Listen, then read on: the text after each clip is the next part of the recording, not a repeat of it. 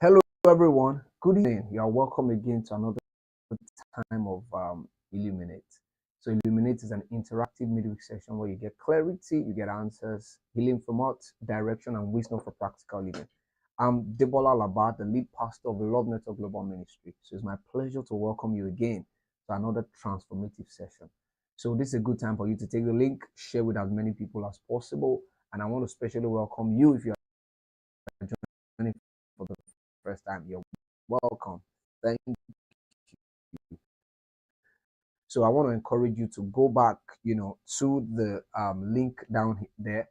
So share the link, take the anonymous link where you could ask your questions. So get as many people to ask all the questions that you want to get answers to, and yourself as well, so that we dive into it today and take it to another level. So it's been amazing, and I also want to recommend to you, go back to the previous lives that we've had and then take the questions. It will really, really, really help you because the answers there, I know it will do something to you and to as many people that you know in your space that have questions.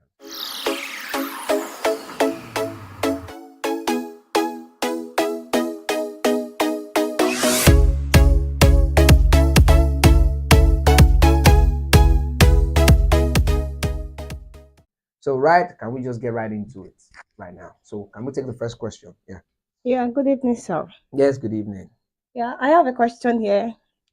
I constantly give money to my family and friends, but I want to learn how to regulate it because it's affecting my savings. What can I do? You constantly give money to your family and friends, and it seems to be affecting you, so you want to regulate it. Yes, sir. Okay, so I believe that there are a lot of people in this situation as well.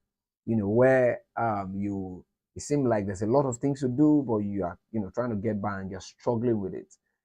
And there's a concept they call black tax. Is where you find yourself in this situation and then it's a struggle. But first of all, let me speak to the fact that generosity is a wonderful thing. It's a good thing for us to do. Even the Bible says that he that lendeth to the poor, lendeth to God. You see that Psalms 41 verse 1. You see where the Bible makes us understand that he's the father to the fatherless. Is the um, you know, um, you know, that's support to the widows and all of that. You see that in Psalms as well.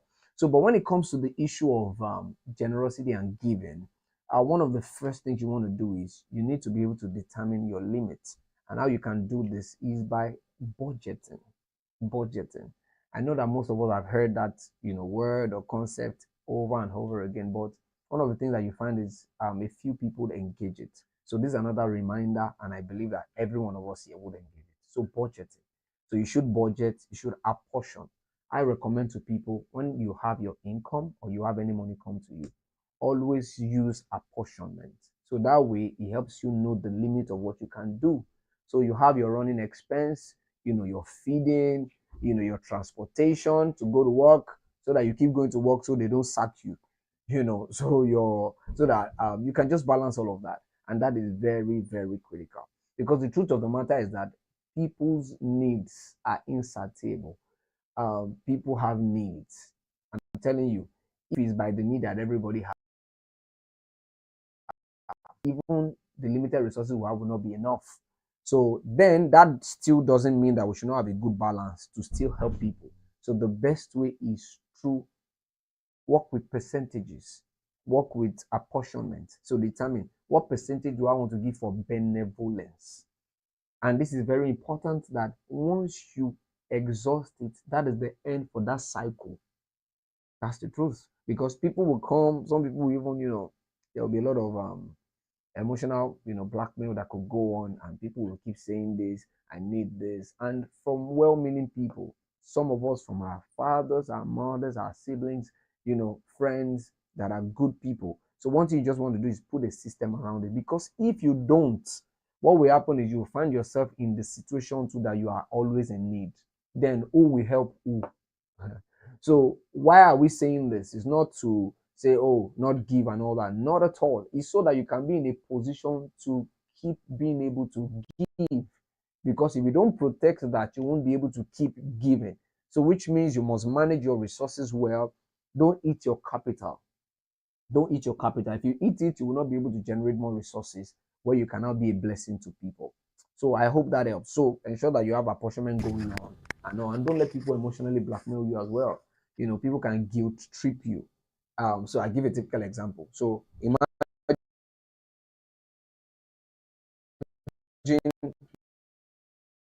you have your finances, you have put this budget here, that budget here, this one. Even for some people, they are budgeted what they want to use for say I'm going for summer. We are going for a vacation. They are budgeted what they want to use for car, they do this. Now you have exhausted the portion that you have given for benevolence to help people.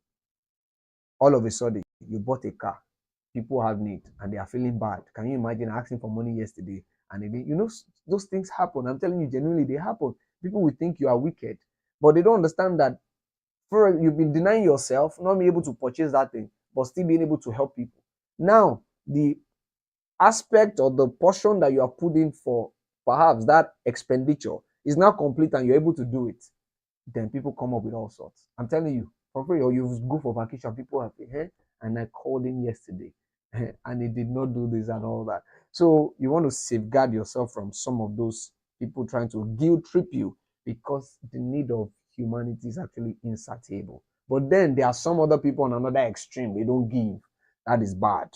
That is bad. So we should give to our parents, we should give to the less privileged, we should give to our friends and family, but it should be regulated. It might be as simple as, if they are reaching out, to you from the house, say, okay, they need this, they need that. To say, okay, for now, from what I can do reasonably from my finances, I can only help daddy, I can only help mommy, I can only pay these fees, or I can only send a bag of rice, half of gari, half of beans. That's what I can do now. You understand? And which means you must understand your financial position.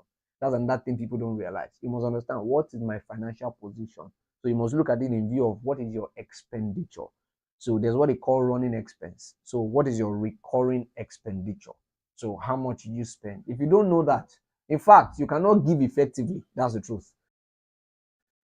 You won't be able to give effectively, because you must know that, and to know what you can give, when you can give, how you can give. It's very important. It's very important, because if you are trying to be El Shaddai, you shall die. And also El Shaddai is just simply the name for God that talks about, all sufficiency. So you, in as much as you want to think so, you are not, you don't have all the resources and you cannot be sufficient for everybody. So, but you must still be able to do that reasonably. And so to tackle people that are on the other end, they want to have all the resources and all the money before they can do that. I don't think that is good. Start from where you are.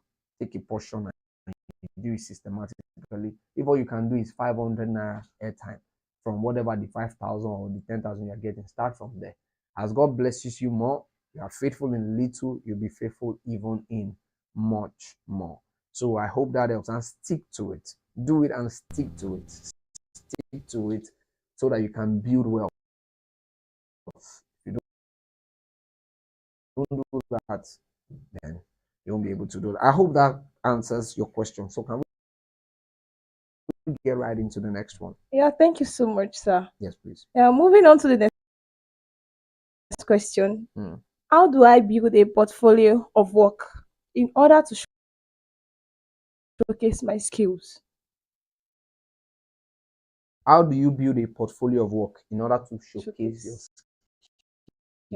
Yes, sir. How do I build my portfolio of work? So I think, so the first thing is you must have a work. You must have a work. When I mean have a work, build your track record of what you want to create a portfolio around. So apply yourself to work, intern, help people, serve very well, serve very well, and all of that. I think that's very important. Then the second thing you want to do is you must intelligibly put together this work and these experiences that you have had in a way that it communicates value in the space you find yourself. That's important. Some people, they have a lot of things doing, but people don't know. because they are not able to put it together in the way the people can come to terms with it, identify it, and appreciate it. I think that's important. So apply yourself to work, put all of that together, then start to keep record of all of these things.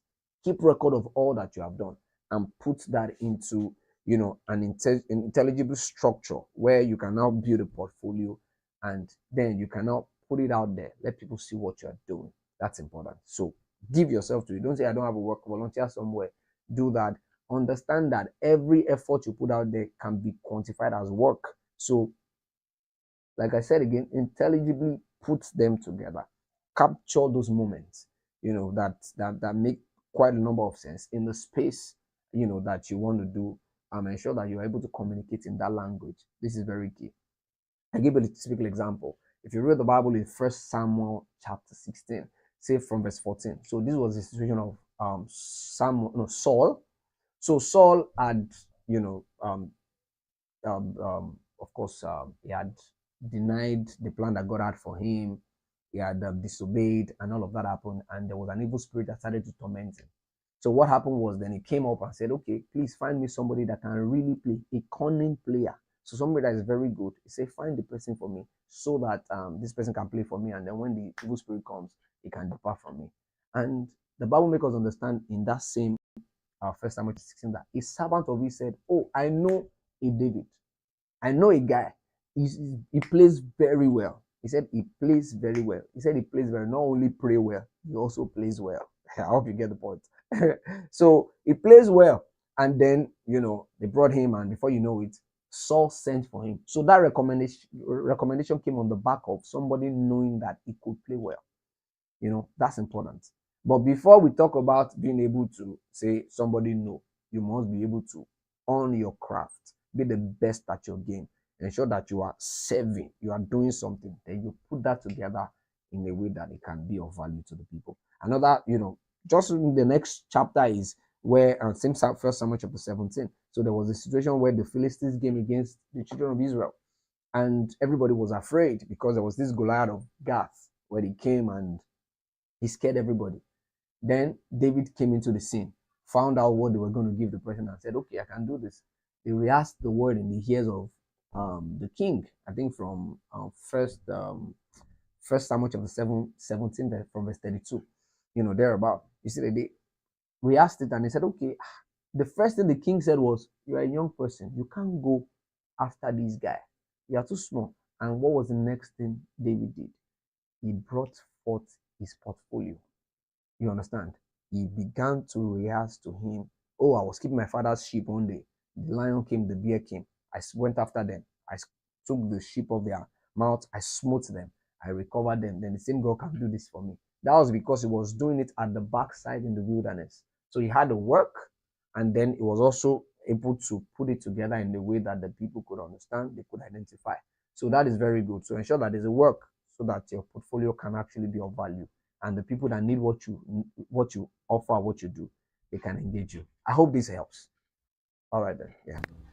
Thank you very much, sir. Welcome. So this person is asking, said, how can I maintain a sense of independence while being in a committed dating relationship? How can you maintain a sense of independence? Okay, maintain a sense of independence. Yes, when you're while in a I'm relationship. in a relationship. Yeah. I think the first thing you want to do is be don't be solely dependent on your partner. Have something going for yourself. You understand? Have something going for yourself. So work, hard value, don't compare. Appreciate whatever little thing your partner does for you. Understand where they are, understand where you are, appreciate it, and grow from there. I think that's important.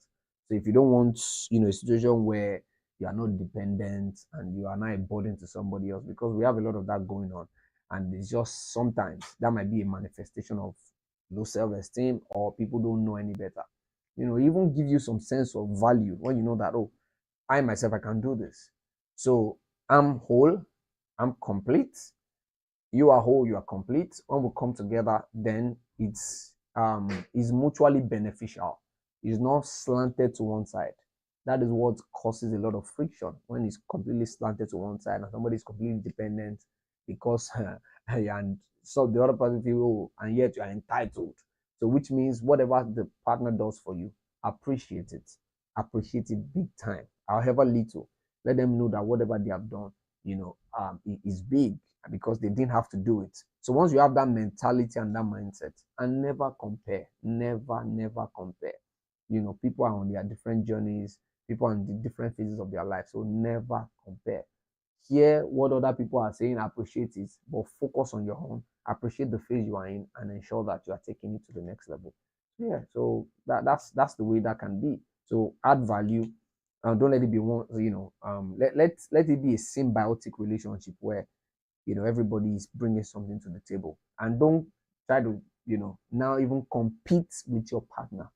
It's one thing, don't compete. Do at the level that you can do. Ensure communications are open and build from there. How can you be independent? Be a person of value. Work.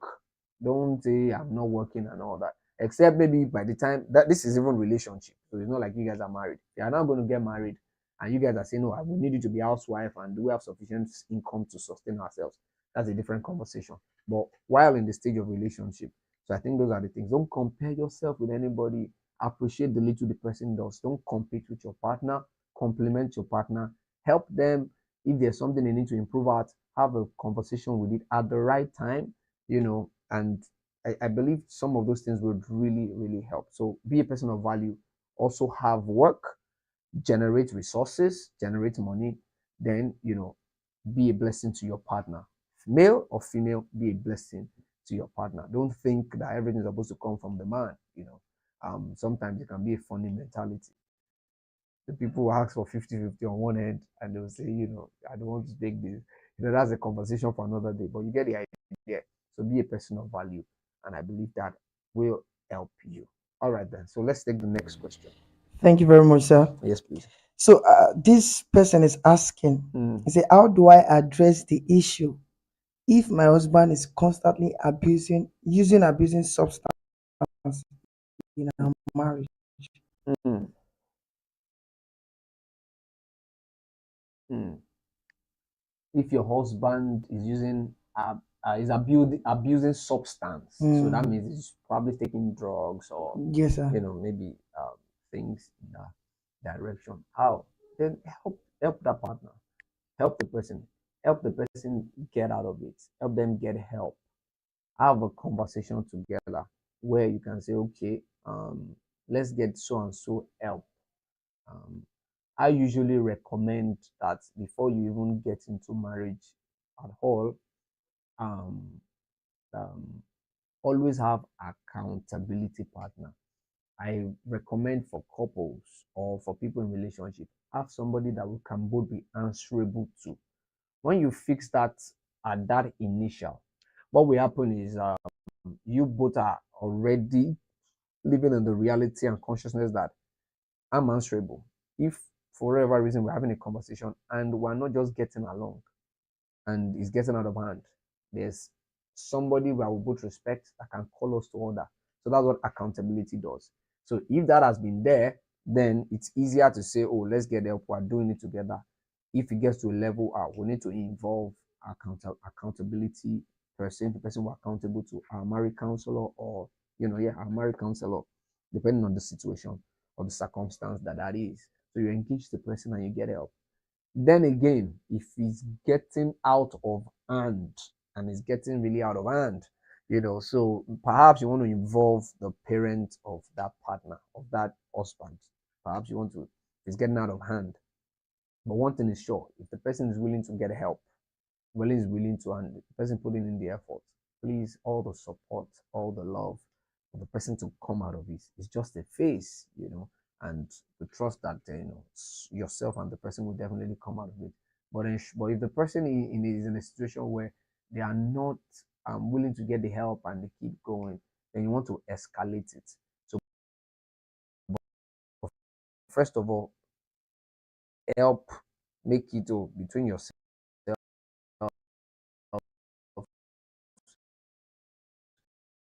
have that conversation. If it's getting out of hand, I expect, but if you don't have an accountable person, discuss together and see what kind of help you can get. If it's getting out of hand, you might need to involve the person's parents or the person's family so that you don't get to a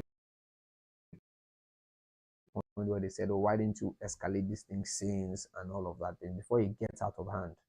So I think that is very important. So I think that's what I would say to that. So, but get help, have the conversation, help your partner all through the process. If the person is willing to get help. If it's getting out of hand in terms of the help is beyond you, reach out to your accountable person or your counselor. If you don't have a counselor in that sense, see an elderly person that is in capacity to help out or you can speak to.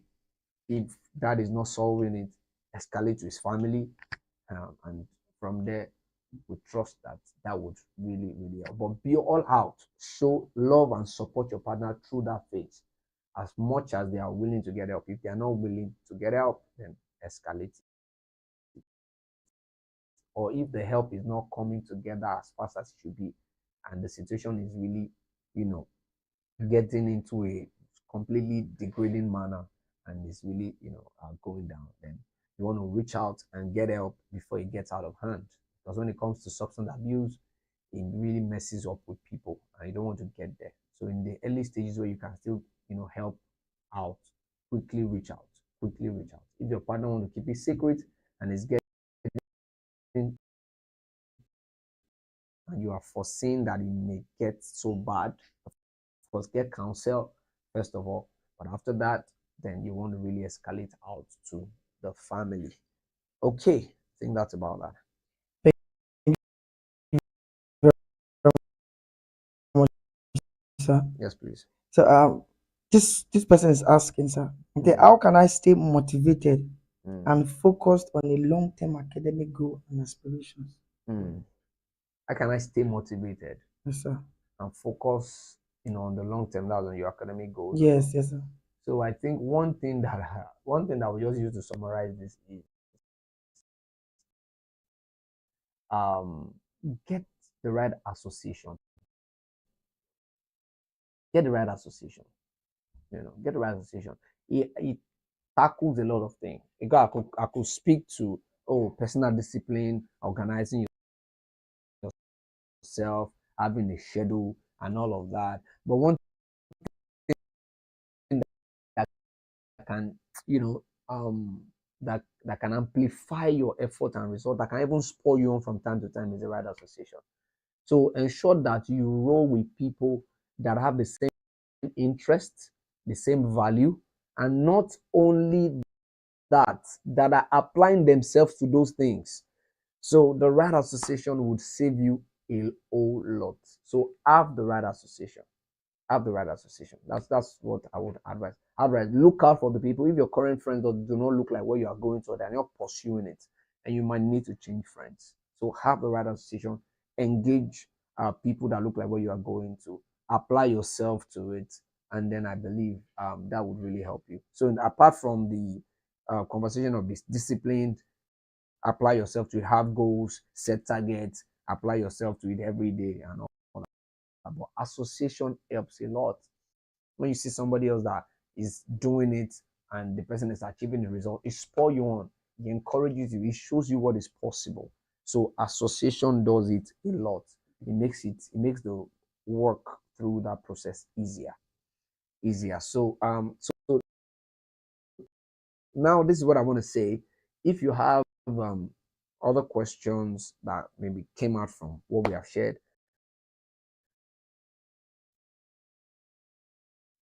please send them in and we will be able to take them. But for today, I think this is about all we can take. Is that okay, Tim? So I think that's all we can take because of the time. So thank you very much for joining in. I believe this was really helpful for you. If you know people that want to answer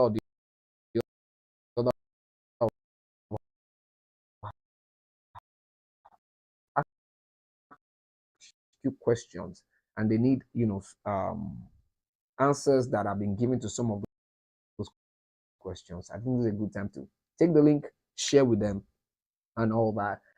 And not only so, please like, subscribe, and share, because that way it helps the algorithm to spread it to a lot more people, so that this can be a blessing to them. At least that's the least that we can do as we're bringing out this valuable things to each and every one of us. I want to especially thank you for joining in again today. So please don't forget, take the link for the anonymous link for the questions, share with as many people as possible so that we can get all the questions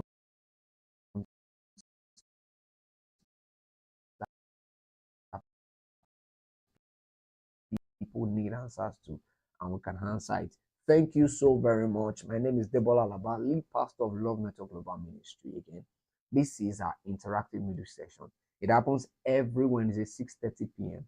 on all the social media platforms that you can see right there. So thank you so much. And on behalf of myself and everyone here in the studio, we want to say we thank you. Can we appreciate them?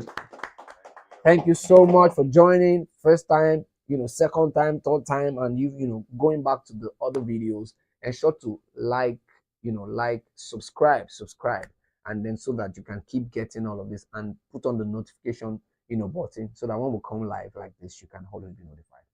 Till next week again. God bless you. Have a wonderful, wonderful week. Thank you.